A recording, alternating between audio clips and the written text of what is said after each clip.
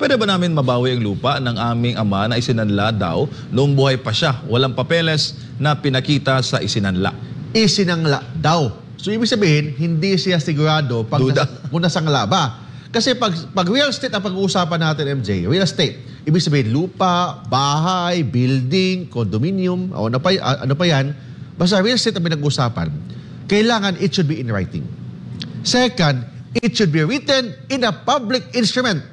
It means kailangan naka-notarize. And third, it should be registered. Ang tanong ko, is it in writing?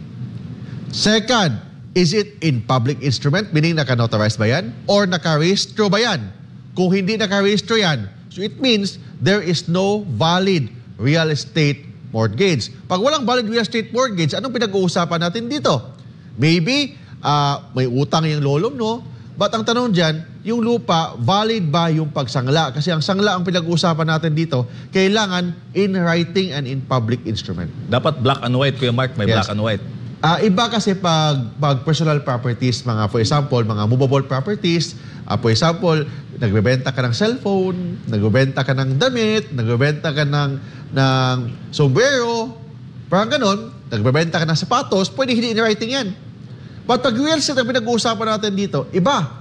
Kailangan pag real estate, mandatory. It should be in writing, it should be in public instrument, meaning notarized, and it should be registered to make it valid to third person.